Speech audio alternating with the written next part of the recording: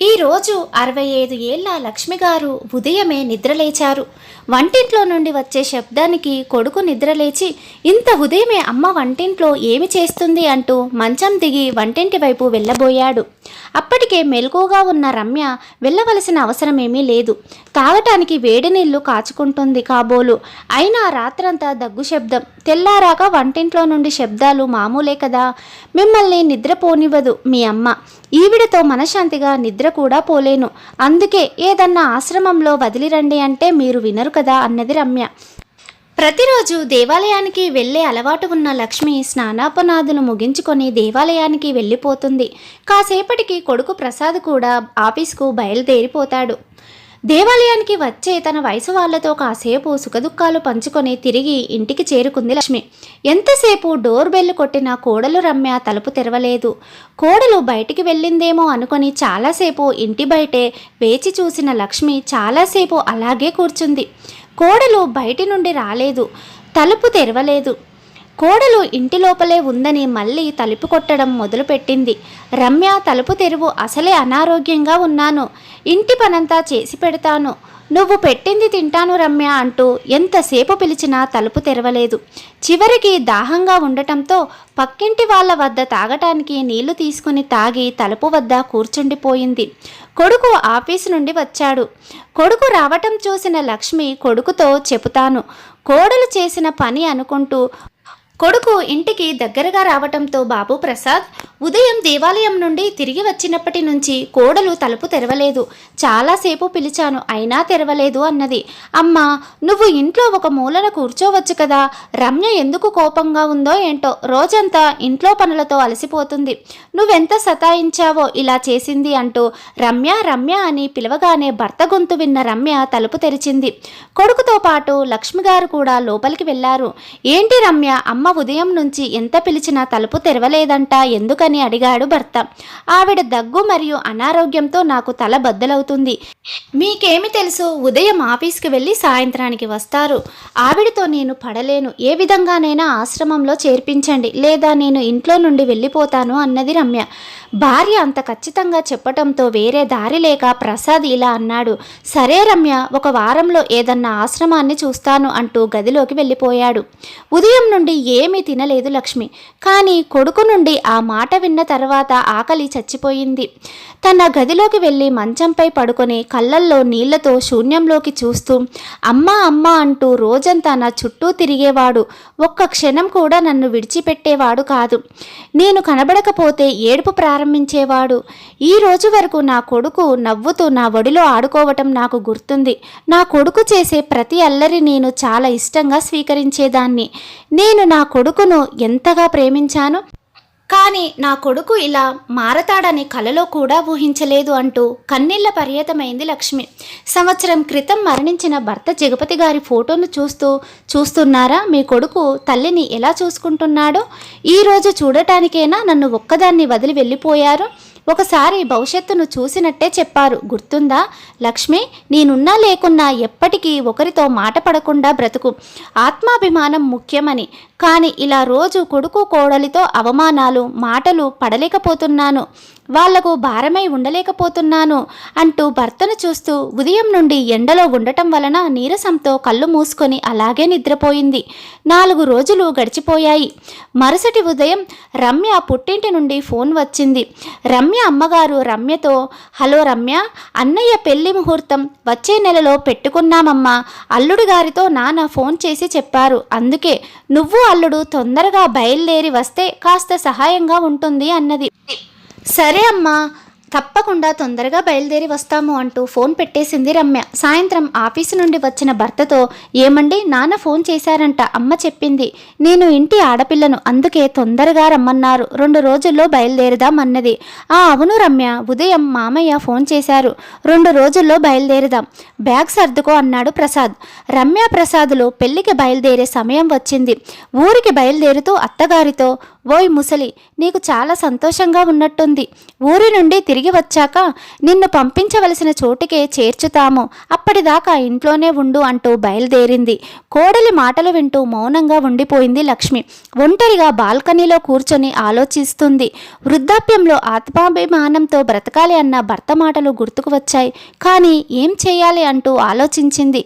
మరుసటి రోజు ఉదయం ఇంటి పనంతా చేసి దేవాలయానికి బయలుదేరిన ఆవిడకు తలుపు వద్ద ఒక పేపర్ కనబడింది. పక్కింటి కుర్రవాడిని పిలిచి ఈ పేపర్ ఏమిటి అడిగింది.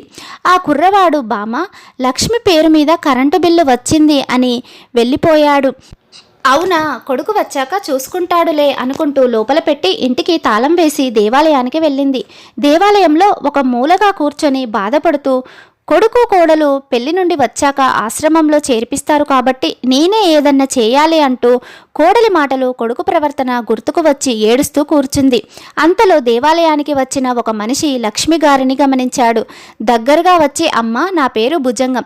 జగపతి గారు నాకు తెలుసు. మిమ్మల్ని నేను దేవాలయంలో చాలాసార్లు చూశాను. ఒంటరిగా బాధపడుతున్నారు, ఏమైంది అని అడిగాడు. ఏమీ లేదండి అంటూ కళ్ళనీళ్లు తుడుచుకుంది లక్ష్మి. చేతనైతే సహాయం చేస్తాను, పర్వాలేదమ్మా అనడంతో తన పరిస్థితి వివరించింది లక్ష్మి. అయ్యో, కనీసం మీ పేరు మీద ఆస్తి ఉన్నా ఒంటరిగా జీవించవచ్చు, కానీ ఎటువంటి ఆధారం లేకుండా ఎలా అన్నాడు భుజంగం. నా పేరు మీద అంటే అని అడిగింది లక్ష్మి. అదేనమ్మా, ఇల్లు కానీ ఏదన్నా పొలం మీ పేరు మీద ఉన్నట్టయితే వాటిని అమ్ముకొని ఆ డబ్బుతో బ్రతకవచ్చు కదా అన్నాడు భుజంగం. మరి నేను దేవాలయానికి వచ్చే ముందు కరెంటు బిల్లు నా పేరు మీద వచ్చిందని పక్కింటి కుర్రాడు చెప్పాడు. అంటే ఇల్లు అంటుండగా, ఇల్లు మీ పేరు మీద ఉన్నప్పుడే కదా కరెంటు బిల్లు మీ పేరు మీద వస్తుంది అంటూ నేను రిజిస్టర్ ఆఫీసులో పనిచేశాను. మీరు ఒకసారి కరెంటు బిల్లు చూపిస్తే ఇల్లు ఎవరి పేరు మీద ఉందో తెలుసుకోవచ్చు అనగానే లక్ష్మి కాసేపు ఇక్కడే ఉండండి అంటూ దగ్గరలోనే ఉన్న ఇంటికి వెళ్ళి కరెంటు బిల్లు తెచ్చి చూపించింది. అమ్మ, దీని ప్రకారంగా ఇల్లు మీ పేరు మీద ఉండే అవకాశం ఉంది. నేను ఈరోజు ఆఫీస్కు వెళ్ళి వివరాలు తెలుసుకొని రేపు ఇదే సమయానికి ఇక్కడకు వస్తాను అన్నాడు భుజంగం. ఊరికి దగ్గరలోనే మాకు భూమి కూడా ఉండేది, కాస్త వాటి వివరాలు కూడా తెలుసుకుంటారా అన్నది లక్ష్మి. భూమి ఎక్కడుంది, వివరాలు చెప్పండి, తెలుసుకుంటాను అన్నాడు భుజంగం. తెలిసిన వివరాలు అన్నీ చెప్పింది లక్ష్మి. సరేనమ్మా, రేపు ఇక్కడే తప్పకుండా కలవమని భుజంగం వెళ్ళిపోయాడు. తోటివారితో కాసేపు దేవాలయంలోనే భజన చేసి లక్ష్మి కూడా ఇంటికి వెళ్ళిపోయింది. ఇక రాత్రంతా లక్ష్మికి నిద్ర పట్టలేదు. కొడుకు కోడలు వచ్చేటప్పటికి తలుచుకుంటే ఒక ఒంటరి తల్లి ఏదన్నా చేయగలదు అని నిరూపించాలి, తగిన గుణపాఠం నేర్పాలి అనుకుంటూ ఉదయం అవ్వగానే ఇంటి పనంతా చేసుకుని దేవాలయానికి బయలుదేరింది. కాసేపటికి భుజంగం కూడా వచ్చాడు. అమ్మ, శుభవార్త, ఇల్లు భూమి రెండు మీ పేరు మీదే ఉన్నాయి అన్నాడు. దేవుడికి మనస్ఫూర్తిగా నమస్కారం చేసుకొని, భుజంగం గారు, నేను నా ఇంటిని వృద్ధాశ్రమంగా మార్చి నాలాగా నిస్సహాయులైన వృద్ధులకు ఆశ్రమం కల్పించాలనుకుంటున్నాను.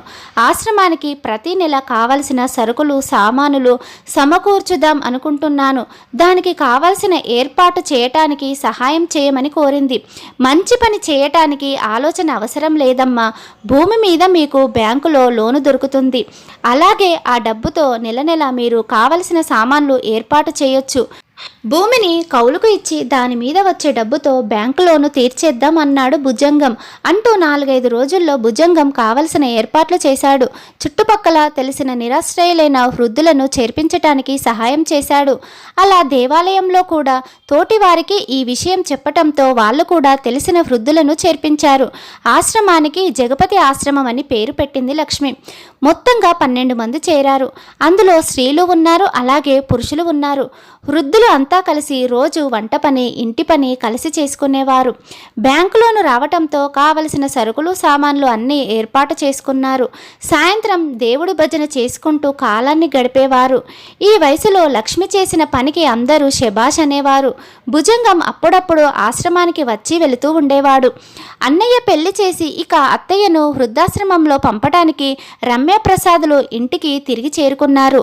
ఇంటి బయట జగపతి ఆశ్రమం అని రాసి ఉండటంతో చదివి మైకం వచ్చింది ఇద్దరికి. చేతిలో ఉన్న సూట్ కేసుని పక్కగా పెట్టి లోపలికి పరిగెత్తుకెళ్ళి చూస్తే లోపల వృద్ధులు అందరూ కూర్చున్నారు. భగవంతుడి కీర్తనలు పాడుకుంటూ ఉన్నారు. కోడలు కొడుకు తల్లి కోసం చుట్టూ చూశారు. అందరి మధ్యలో కూర్చొని భజనలు చేస్తుంది లక్ష్మి. అమ్మా, ఏంటి ఇదంతా? నన్ను అడగకుండా ఇంట్లో భజనలు కీర్తనలు చేస్తున్నావు. ఎంత డబ్బు ఖర్చవుతుందో తెలుసా? ఇంటి బయట వృద్ధాశ్రమం అనే బోర్డు ఎందుకు పెట్టావు? నీకేమన్నా మతిపోయిందా? ముందు ఆ బోర్డు తీసిపడేయ్, వీళ్ళందరినీ బయటికి పంపించేయి అన్నాడు కొడుకు. నేను బాగానే ఉన్నాను. ఇప్పుడు నేను చెప్పేది వింటే నీ మతి పోతుంది. ఇప్పుడు ఈ ఇల్లు జగపతి ఆశ్రమం పేరు మీద రిజిస్టర్ అయింది. బోర్డును తీసావనుకో, పోలీసులు వచ్చాక నువ్వే సమాధానం చెప్పాలి. ఇదంతా విన్న ప్రసాద్ పక్కనే ఉన్న ప్లాస్టిక్ చైరును నేలకేసి బాదాడు. ఇంతలో అక్కడకు చేరుకున్న భుజంగం బాబు చుట్టుపక్కల అందరూ వృద్ధులు కూర్చున్నారు. వాళ్లకు ఏదన్నా జరిగితే నీదే బాధ్యత.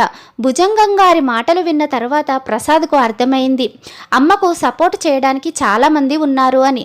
కాస్త శాంతించిన ప్రసాద్, ఇలా ఎందుకు చేశావమ్మా? నా ఇంటిని వృద్ధాశ్రమంగా ఎందుకు మార్చావు? నా సామానునంతా బయట బాల్కనీలో పడేశావు. కన్న కొడుకుతో ఎవరైనా ఇలా చేస్తారా? ప్రసాద్, ఇన్ని రోజులు నాకు తెలియకుండా ఇల్లు నీ పేరు మీద ఉన్నట్టు నాటకాలాడావు. నిజం తెలుసుకున్నాను. మీ నాన్నగారు భవిష్యత్తును గురించి ఆలోచించి ఇల్లు నా పేరు మీద రాశాడు. వెనుక నుండి కోడలు అత్తగారి మీద కేకలు వేస్తూ, కొడుకు కోడలను ఇంటి నుండి బయటకు తోయటానికి ఇంతటి కుట్ర పన్నారా? మీకు ఈ పని చేయటానికి సిగ్గు అనిపించలేదా? మేము ఇప్పుడు ఎక్కడికి వెళ్ళి బ్రతకాలి? ఏంటమ్మా కోడల, మిమ్మల్ని ఇంటి నుండి వెళ్ళగొట్టినప్పుడు ఈ మాటలు మాట్లాడుతున్నావా? నువ్వు రోజంతా ఎండలో ఉంచినప్పుడు గుర్తు రాలేదా ఈ ముసలి అత్త ఎలా ఉండగలిగిందో? అప్పుడు గుర్తు రాలేదా? కనీసం తాగటానికి నీళ్లు కూడా ఇవ్వలేదు నువ్వు. అప్పుడు బుద్ధి గడ్డి తిన్నదా ఏమి? భార్యాభర్తలు ఇద్దరూ కలిసి నన్ను వృద్ధాశ్రమానికి పంపాలని చూశారు. కొడుకైతే కన్న తల్లిని ఆశ్రమంలో వదలటానికి ఆశ్రమాన్ని వెతికాడు కూడా. మీకు అంత శ్రమ ఎందుకు అని ఇంటినే నేను వృద్ధాశ్రమంగా మార్చాను. ఇక ప్రశాంతంగా నా ఇంట్లోనే ఉంటాను. బ్రతికినంత కాలం ఇక్కడే ఉంటాను. ఇక నాకు మీతో ఉండాలని లేదు. వెళ్ళిపోండి నా ఇంట్లో నుండి అన్నది లక్ష్మి. కొడుకు కోడలు తల పట్టుకొని కూర్చున్నారు. ఎంత పెద్ద తప్పు చేశాము?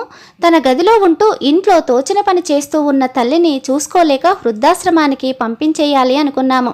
తిరిగి మనమే ఇంటి నుండి వెళ్ళవలసి వచ్చింది అనుకుంటూ సామానునంతా తీసుకొని వెళ్ళి వేరుగా అద్దె ఇంట్లో నివసించసాగారు. లక్ష్మి తన వృద్ధాప్యం అంతా సంతోషంగా సొంత ఇంట్లో భర్త జ్ఞాపకాలతో, భర్త కోరుకున్నట్టు ఆత్మాభిమానంతో ఒకరితో మాట పడకుండా తన తోటి వారికి సహాయం చేస్తూ కాలాన్ని గడిపింది. కథ సమాప్తం. మీకు గనక ఈ కథ నచ్చినట్లయితే లైక్ చేయండి, షేర్ చేయండి, కామెంట్ చేయండి. మరిన్ని మంచి మంచి కథల కోసం నా ఛానల్ని సబ్స్క్రైబ్ చేసుకోండి.